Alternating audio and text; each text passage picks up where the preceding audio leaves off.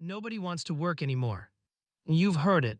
It's the favorite refrain of every hiring manager offering minimum wage for a master's degree requirement. It is the mantra of the brunch crowd, wondering why their favorite coffee shop is understaffed. It is the headline plastered across business journals, usually accompanied by stock photos of a 20-something looking at a phone. The narrative is set Gen Z is soft. They are entitled. They are snowflakes who melt under the slightest pressure of a real workday. They lack the grit of the greatest generation and the hustle of the boomers. But let's stop looking at the memes and start looking at the math. Because when you actually run the numbers on the economy of 2025, a terrifying reality emerges. The accusation of laziness isn't just an insult. It's a form of economic gaslighting designed to obscure the most significant breakdown in the social contract in modern history. Gen Z isn't refusing to work because they are lazy. They are refusing to participate because they have successfully done the math, and they realize that for the first time in American history, the equation of hard work equals freedom solves for zero. The symptom. We are going to look at the raw, bloody data of why the hustle culture is dead, and why bed rotting isn't a trend, it's a logical response to a broken system. Let's start with the laziness argument. To believe Gen Z is lazy, you have to believe that human biology or psychology fundamentally mutated between 1990 and 2005. That is scientifically impossible. What did mutate was the economy. From 1979 to 2023, productivity, the amount of value a worker produces per hour, grew by 64%. We are working more efficiently, using better tools, and generating more wealth than any humans who have ever walked the earth. In a fair system, wages would track that growth. If you make more stuff, you get more money. But that didn't happen. In that same period, hourly pay grew by only 14.8%. Where did the difference go? It didn't vanish. It was siphoned. That gap, the massive chasm between the line of productivity going up and the line of wages staying flat, is the profit that corporations are currently reporting in their earnings calls. Gen Z is entering a workforce where they are expected to be hyperproductive digital natives, answering Slacks at 9 p.m. and managing workflows that would have required a team of 3 in 1980, all while receiving a smaller slice of the pie than their grandparents did for tightening screws on an assembly line. When a boomer entered the workforce, the CEO-to-worker pay ratio was about 21-1. Today, it is over 344-1. When Gen Z looks at this, they don't see a ladder to climb. They see a pyramid scheme. And what do you do when you realize you're in a pyramid scheme? You stop recruiting. You stop hustling. You quiet quit. The cornerstone of the hard work promise was always property. You work hard, you save, you buy a house, you retire. That was the deal. Let's look at the price of admission for that deal today. In 1960, the median home price was roughly $11,900, while the median household income was about $5,600. A house cost about 2 times your annual salary. Today, the median home price hovers around $420,000, while the median individual income is around $40,000 to $50,000. We have moved from a 2x ratio to an 8x or 10x ratio in major cities. But let's make it more visceral. Let's talk about rent. To afford a modest 2-bedroom apartment without spending more than 30% of your income, the standard metric for financial health, a worker earning the federal minimum wage would need to work approximately 100 to 110 hours per week. Do the math. There are only 168 hours in a week. If you sleep for 8 hours a night, 56 hours total, you have 112 hours left. To pay rent, you must work 110 of them. That leaves you exactly 2 hours a week to eat, shower, commute, and have a life.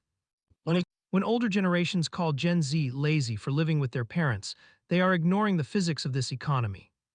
The laziness is actually a survival strategy. Moving out isn't a milestone anymore. It's a financial death sentence. Gen Z isn't failing to launch. The launchpad has been dismantled and sold for parts. Go to college, they said. It's the only way to get ahead. So Gen Z did. They are on track to be the most educated generation in history. And what is their reward? They are entering the workforce with a mortgage-sized debt but no house to show for it. The cost of college has increased by nearly 170% since 1980. Meanwhile, the value of the degree has diluted. The entry-level job that used to require a high school diploma now requires a bachelor's and 3 years of experience. We have created a system where you must go into debt to get a job that barely pays enough to service the interest on that debt. This is indentured servitude with extra steps.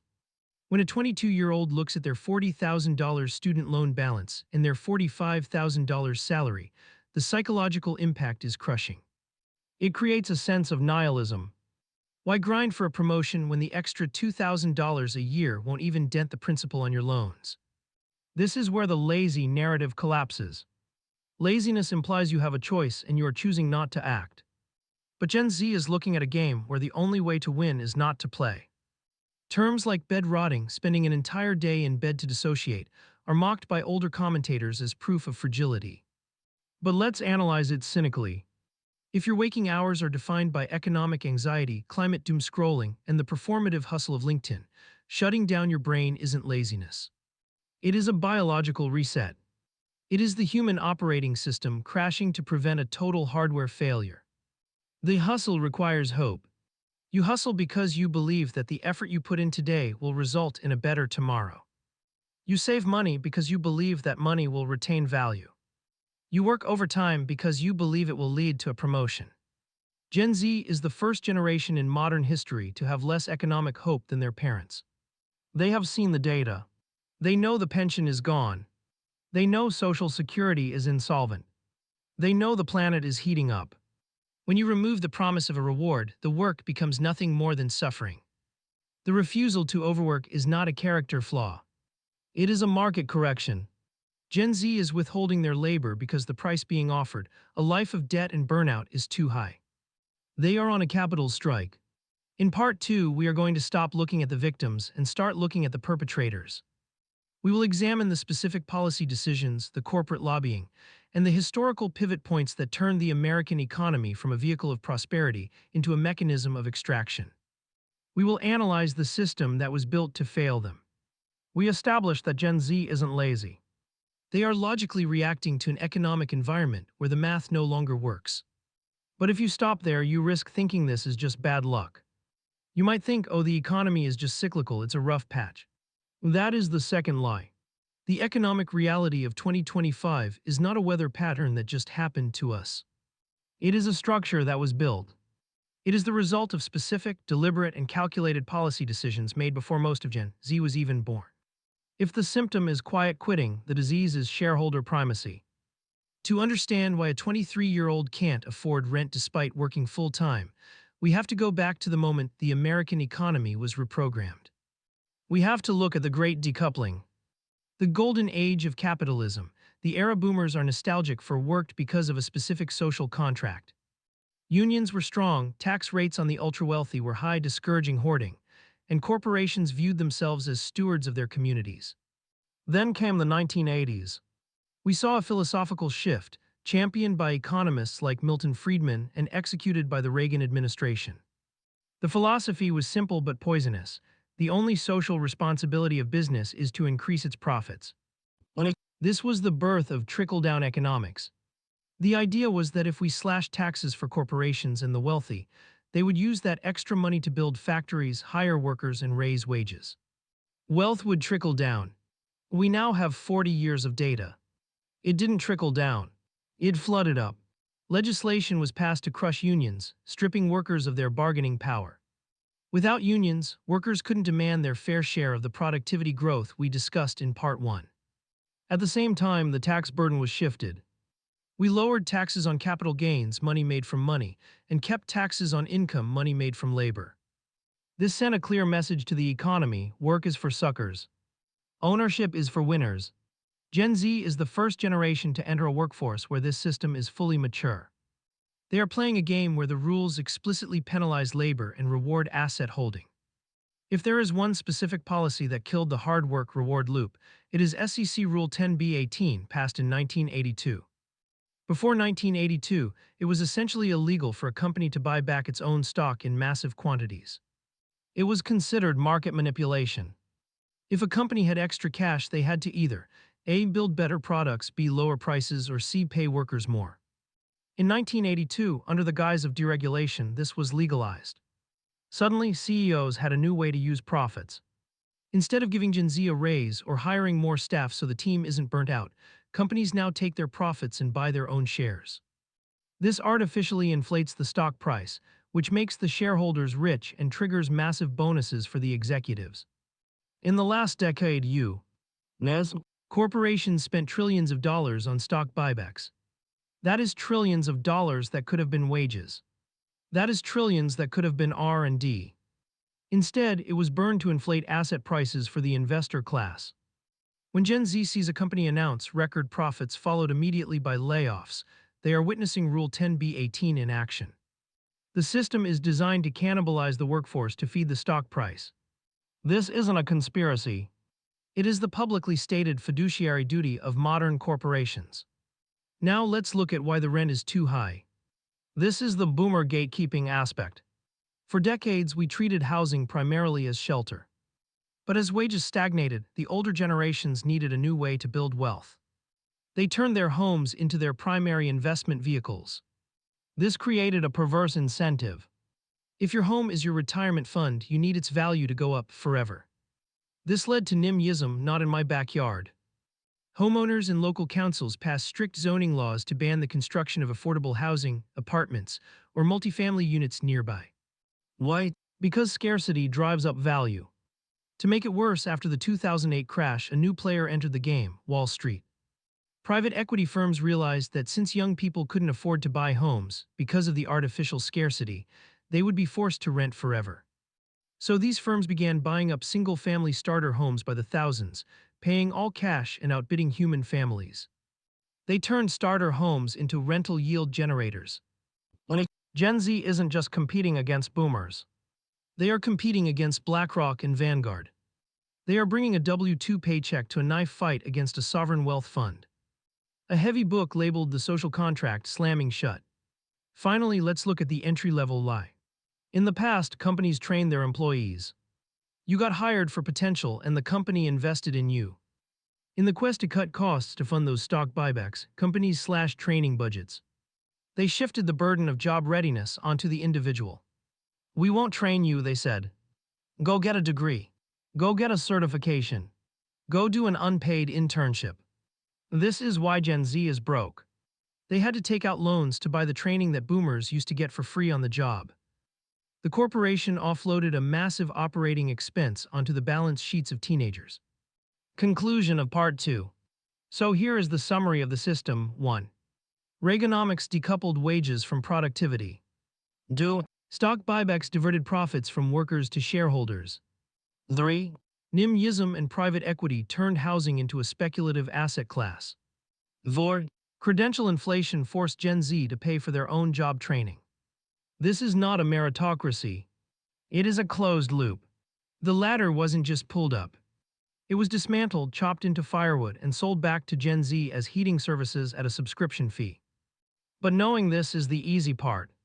The hard part is answering the question, so what?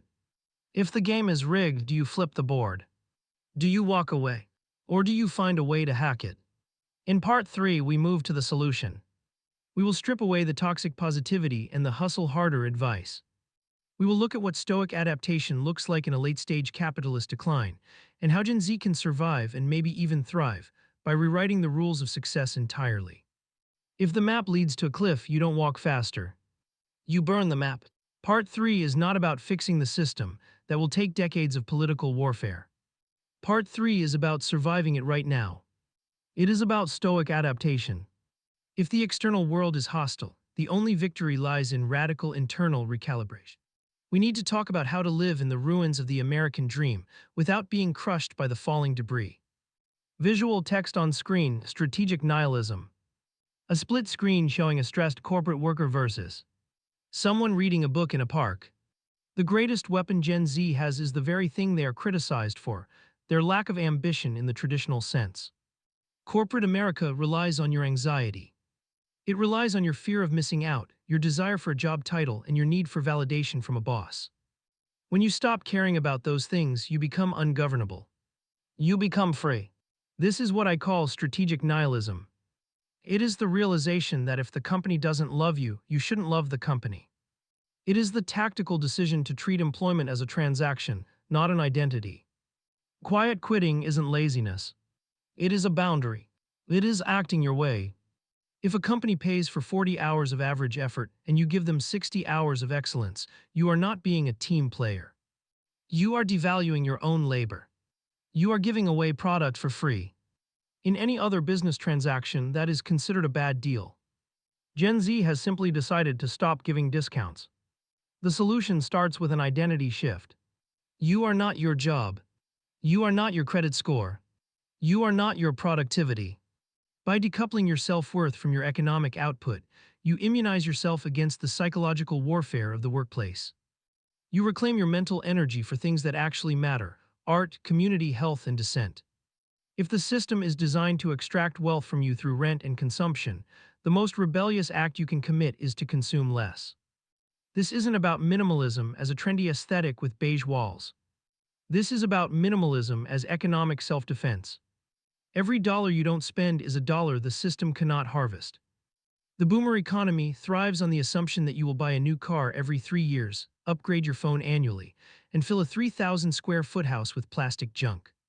Gen Z is dismantling this by necessity, but they should embrace it as strategy. We are seeing the rise of underconsumption core. Thrifting, repairing, sharing, and refusing to participate in the trend cycle. This terrifies the corporate elite.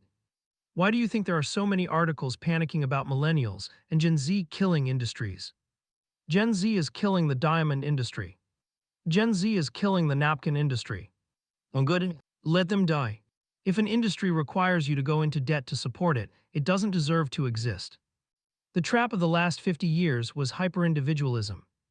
We were told that success means moving out at 18, living alone, and being entirely self-sufficient. That model is mathematically obsolete. It is inefficient and lonely. We need to destigmatize living with parents. In many cultures, multi-generational living is the norm. Only in the West is it viewed as failure. But look at the numbers. Living at home allows you to save, to invest, to escape the rent trap. It deprives the private equity landlords of their monthly tribute. If you can't live with family, you build your own. Co-living, resource sharing, community gardens, skill swaps. We are returning to tribal economics. If your friend is a mechanic and you are a cook, you trade. You bypass the taxman and the corporation. This connects to the soft life movement. It's a rejection of the grind set. It's a realization that time is the only non-renewable resource. Gen Z is prioritizing time affluence over material affluence. They would rather make $40,000 and have time to hike and paint than make $100,000 and have a heart attack at 45. That isn't lazy. That is a superior calculation of utility. So what is the endgame? There are two futures. The dark forecast is a slide into techno-feudalism. A world where a permanent renter class serves a hereditary aristocracy of asset owners, subscribing to everything and owning nothing. But there is a light forecast. And ironically, it depends on Gen Z holding the line. By refusing to have children they can't afford, Gen Z is creating a demographic crisis that will force the system to change. By refusing to take on debt for degrees that don't pay, they are forcing universities to face a reckoning. By refusing to work themselves to death for stagnant wages, they are forcing a labor shortage that drives up pay. Their laziness is actually a general strike. It is a passive resistance movement that is slowly starving the beast. To the older generations watching this, the kids aren't lazy. They are just the first ones to notice the casino is rigged. They are walking away from the table. And you should be thanking them, because they are the only ones brave enough to demand a new game. To Gen Z, do not let them shame you. Your refusal to participate in your own exploitation is not a weakness. It is your strength. Keep rotting. Keep quiet quitting. Keep finding joy in the things that cannot be bought or sold. The American dream is dead. Long live the new reality. It is no measure of health to be well adjusted to a profoundly sick society. Krishnamurti.